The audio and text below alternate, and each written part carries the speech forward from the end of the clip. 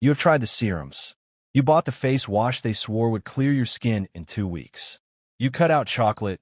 You drank the water. You even started washing your pillowcase more than you wash some of your clothes. And your acne? Still there. Still showing up like it pays rent on your face. Here is what nobody is telling you. And I mean nobody. Not the dermatologist who spent 4 minutes with you. Not the influencer selling you a 10-step routine. Not even your bestie with a naturally clear skin who keeps saying just drink more water like that is a personality. The reason your acne is not going away is not because your skin is broken. It is because you're unknowingly doing things every single day that are feeding it. And some of them you're going to feel very personally attacked about. Don't say I didn't warn you. Stay with me, because by the end of this video, you're going to understand your skin in a way that is going to completely change how you treat it. No gimmicks, no expensive haul, just real information that actually makes sense once you hear it. If you're just coming across this channel, don't forget to like and subscribe. We educate you with the best on skincare. The setup, making her feel seen. Let me paint a picture real quick. You have a routine. You're not some person who just sleeps in their makeup and calls it skincare. You are consistent. You are intentional. You have a shelf with actual products on it. And yet every morning you wake up and there's a new visitor on your chin or your forehead or right there beside your nose, exactly where you do not want it. And the frustrating part is that everyone around you seems to have figured out something you haven't. So you start Googling at 2 a.m., falling into a rabbit hole of Reddit threads and dermatology forums, buying things based on reviews from strangers whose skin type you do not even know. Here is the truth. Acne is not just a skin problem. Your skin is just the messenger. And right now, it is sending you messages you're not reading correctly because no one taught you how to decode them. That is what we are doing today. Here are reasons why your acne is not going. 1. Your phone is doing damage you cannot see. I want you to think about how many times a day you touch your phone. You pick it up, you scroll, you sit it down on a table, someone else picks it up, you pick it back up, you press it directly against your cheek in your jaw to take a call. Every single thing that exists in your environment is now being transferred directly to your face. Studies have found that the average smartphone carries more bacteria than a toilet seat. And I'm not saying that to be dramatic. I am saying it because most people who are breaking out along the jawline and cheek area have no idea that their phone is one of the biggest contributors. That specific acne pattern low on the face, along the sides, near the jaw, that is one of the calling cards of phone-induced breakouts and contact irritation. The fix here is embarrassingly simple, but most people skip it. Clean your phone screen at least once a day. Use the speakerphone or earbuds when you're on calls. And please stop putting your phone face down on random surfaces and then pressing it back to your face. Your skin is begging you. 2. Your pillowcase is a problem you sleep on every night. You wash your face, you do your whole nighttime routine, you feel clean, you feel cute, and then you lie your fresh, clean face directly onto a pillowcase that has been sitting there for a week collecting dead skin cells, oil, hair product residue, and whatever your hair picked up throughout the day. And you do this for 7 nights before you think about changing it. Here's the thing. Even a freshly washed pillowcase starts accumulating buildup from the first night. Cotton especially is very absorbent, which sounds good, but it means it is pulling the moisture right out of your skin while simultaneously holding on to oil and bacteria and pressing all of it back into your pores every time you shift positions. The dermatologists who work with acne-prone clients will tell you to change your pillowcase every 2 to 3 days. That sounds like a lot until you think about what you're sleeping on. Some people switch to silk or satin pillowcases because they are less absorbent and create less friction. And if you sleep on your side, pay close attention to which side you break out on more. You might find a very clear pattern there. Also, and this one stings a little, if you go to sleep with your hair down and your hair has product in it, those products are going to transfer to your pillowcase and then to your face all night long. More on the hair product thing in a moment, because it deserves its own conversation. 3. You are overwashing your face and triggering a cycle. There is a belief that acne means dirty skin. That if you just cleanse more, cleanse harder, strip it all away, the acne will stop. This is one of the most common and most damaging myths in skincare. And it is the reason so many people are accidentally making their skin worse while trying to take care of it. When you overwash your face, especially with foaming or stripping cleansers, you remove your skin's natural moisture barrier. Your skin then responds by producing more oil to compensate. More oil means more clogged pores. More clogged pores means more breakouts. And then you see the breakouts and you wash again.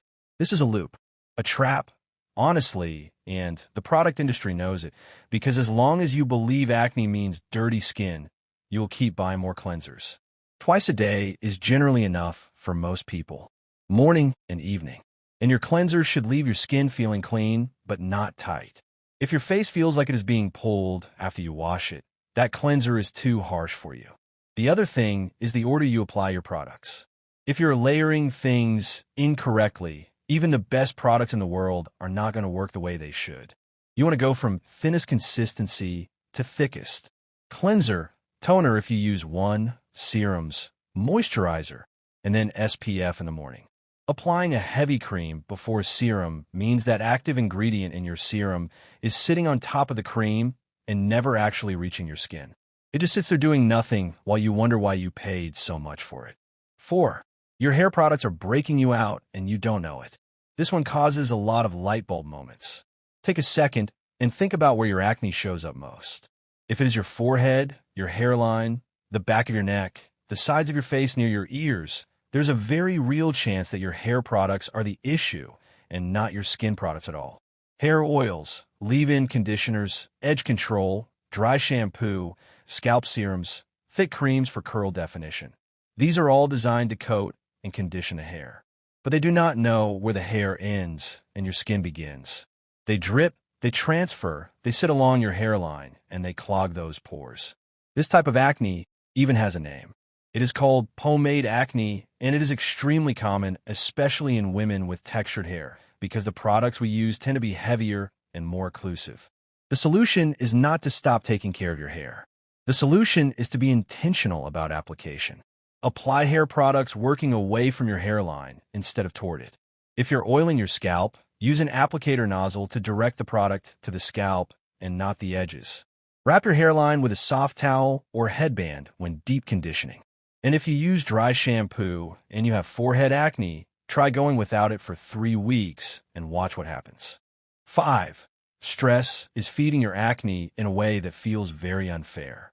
Here is the most inconvenient truth of this entire video. You can do everything right, use the right products, change your pillowcase, clean your phone, drink your water, and still break out like a teenager the week before a big presentation at work or right before something important happens. And it feels deeply, cosmically unfair. When you're stressed, your body releases a hormone called cortisol. Cortisol tells your skin's oil glands to go into overdrive. More oil, more bacteria, more inflammation. This is why stress-related acne tends to come in clusters, tends to be deeper and more painful, the kind that lives under the skin and never actually comes to a head, and tends to show up right when you can least afford it. But here's what makes the stress and acne cycle really sneaky. The acne itself causes stress. You see the breakout, you feel self-conscious, your cortisol goes up, which makes the existing breakout worse and potentially triggers new ones. It is a cycle that feeds itself. There is no magical skincare product that fixes stress acne because the source is internal. What actually helps is getting your nervous system regulated. Sleep is the single most underrated skincare tool available. When you sleep, your skin enters repair mode and your cortisol drops. People who are chronically sleep deprived have measurably worse skin barrier function. That is not a coincidence. That is your body telling you something. The plot twist moment. Retention spike. Okay, so I need to stop here for a second because I want to say something that might sound strange. The reason your acne keeps coming back might not be about your face at all. Stick with me. Everything we have talked about so far is external. Your phone, your pillowcase, your products. But your skin is a reflection of what is happening on the inside too, and most people completely skip this part when they're trying to fix their skin. They're solving a symptom without touching the source. And this is why the acne keeps coming back. You're putting out small fires but not turning off the stove. 6. Your gut is talking and your skin is the translator. The gut and skin connection is one of the most researched and also one of the most ignored conversations in skincare. The bacteria that live in your gut have a direct line of communication with the inflammation levels in your body, and inflammation is the engine behind acne. When your gut is out of balance, when the bad bacteria are outnumbering the good ones because of a diet high in processed food, sugar, and refined carbohydrates, your body responds with systemic inflammation. Your skin is one of the first places that shows up. This does not mean you have to eat perfectly. It means that if you notice your skin consistently gets worse after certain foods, that is not a coincidence. That is data.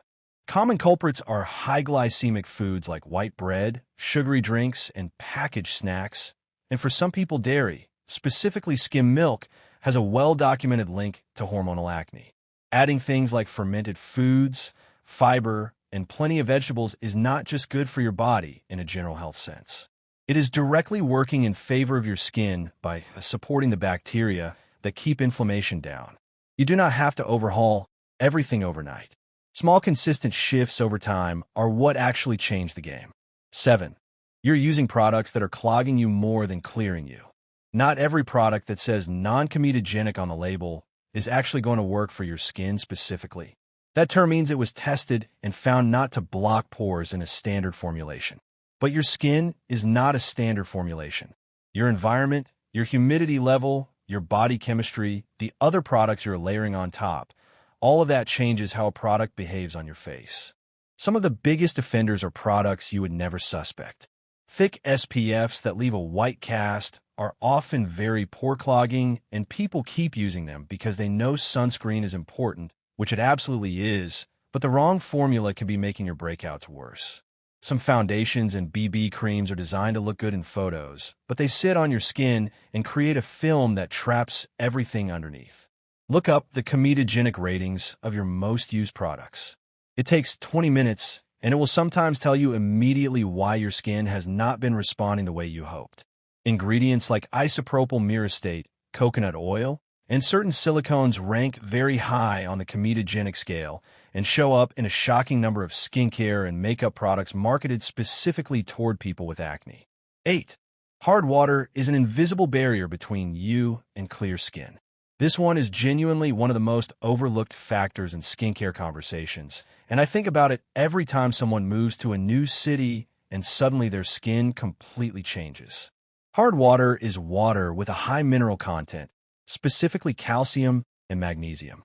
When you wash your face with hard water, those minerals combine with your cleanser to form a residue that sits on your skin. It does not fully rinse off.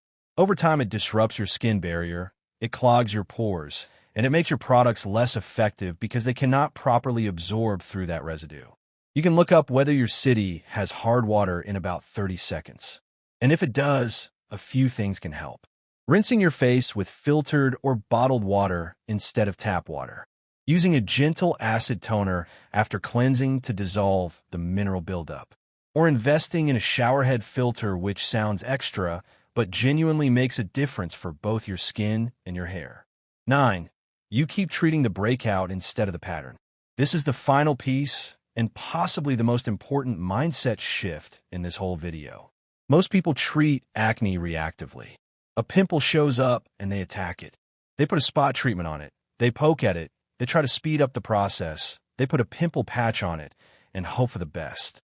And when it clears, they move on until the next one shows up. What they're not doing is looking at the pattern. Where does it keep coming back? When does it tend to flare? What was happening in your life the week before? What did you eat?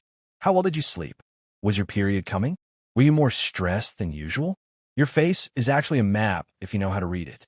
Acne along the jawline and chin is overwhelmingly hormonal, often tied to your cycle or to hormonal imbalances.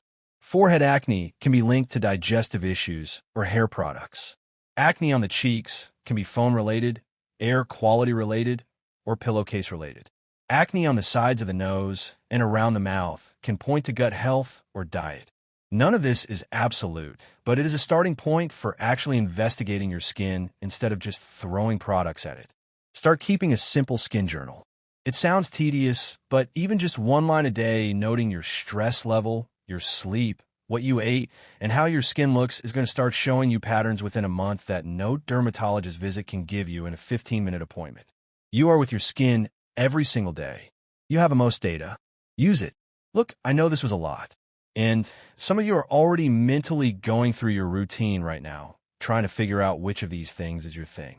That is actually a great sign because awareness is where the shift begins. The reason your acne is not going away is not because your skin hates you. It is not because you're doing everything wrong. It is because acne is not a single problem with a single solution. It is your body communicating something through your skin, and once you actually understand the language, you stop chasing random products and you start making decisions that actually address the root. Your skin can change. I have seen it happen when people stop treating the surface and start looking at the whole picture. Give it time, give it consistency, and give it the actual information it needs to heal. If this video helped you see your skin differently, hit the like button because it genuinely helps this channel more than you know. Drop a comment and tell me which one of these points hit different for you. I read every single one. And if you're new here and you want more honest, actually useful skincare content that treats you like you have a brain, subscribe to Glow Up Secrets. I show up for you every single week. See you in the next one.